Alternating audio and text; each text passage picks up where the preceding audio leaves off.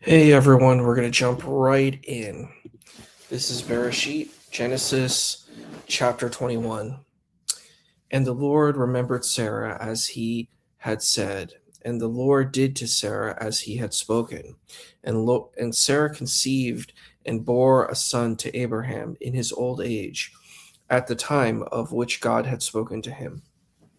And Abraham named his son who had been born to him, whom Sarah had borne to him, Isaac.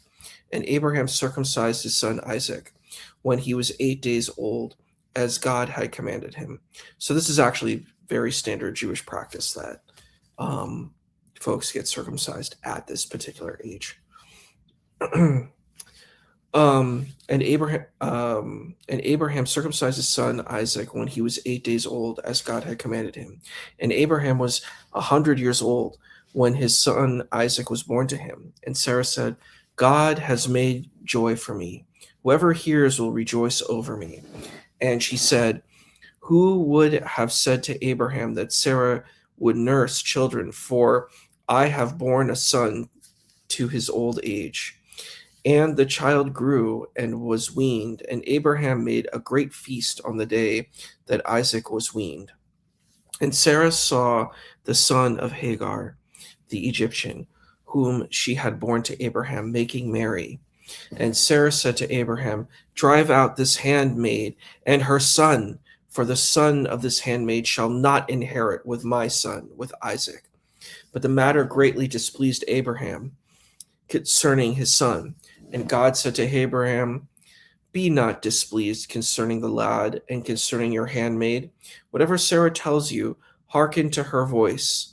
For in Isaac will be called your seed, but also the son of the handmaid I will make into a nation, because he is your seed." And Abraham arose early in the morning, and he took bread and a leather pouch of water, and he gave to Hagar. He placed on her shoulder and the child, and he sent her away, and she went and wandered in the desert of Beersheba. And the water was depleted from the leather pouch, and she cast the child under one of the bushes. And she went and sat down from afar, at about the distance of 2 bow shots. And she said, "Let me not see the child's death." And she sat from afar, and she raised her voice and wept. And God heard the lad's voice. And an angel of God called to Hagar from heaven and said to her, "What is troubling you, Hagar? Fear not, for God has heard the lad's voice in the place where he is. Rise, pick up the lad, and grasp your hand upon him, for I shall make him into a great nation. And God opened her eyes, and she saw a well of water. And she went and filled the pouch with water and gave the lad to drink. And God was with the lad, and he grew, and he dwelt in the desert, and he became an archer. And he dwelt in the desert of Paran, and his mother took for him a wife from the land of Egypt. Now it came to pass at the time that Abimelech and Phicol, his general, said to Abraham, saying, "God is with you in all that you do. And now swear to me here by God that you will not lie to me or to my son or to my grandson, according to the kindness that I have done with you. You shall do with me, and with the land wherein you have sojourned." And Abraham said, "I will swear." And Abraham contended with Abimelech about the well of water that the servants of Abimelech had forcibly seized. And Abimelech said, "I do not know who did this thing, neither did you tell me, nor did I hear until today." And Abraham took flocks and cattle and gave them to Abimelech, and they both formed a covenant. And Abraham placed 7 ewe lambs by themselves. And Abimelech said to Abraham, "What are these 7 ewe lambs which you have placed by themselves?" And he said, "For these 7 ewe lambs you shall take from my hand, in order that it be to me for a witness that I dug this well." Therefore he named that place Beersheba, for there they both swore. And they formed a covenant in Beersheba.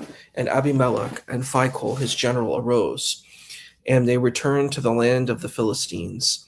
And he planted an eshel in Beersheba, and he called there in the name of the Lord, the God of the world. And Abraham dwelt in the land of the Philistines for many days.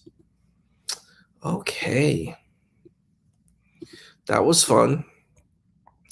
So we went back to the narrative, and that was really interesting.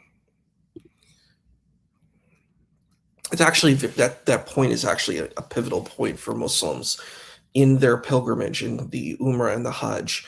They actually do this thing where they run between two mountains, because in the Islamic narrative, this is kind of the pivotal point where Hagar and her son are out in the desert, because according to the narrative, they find this kind of magical fount of water called the Zamzam water. So that's kind of really interesting that we see this kind of element portrayed in the Torah, at least a part of that story. So you can see where the Islamic narratives kind of have the derivative from that story.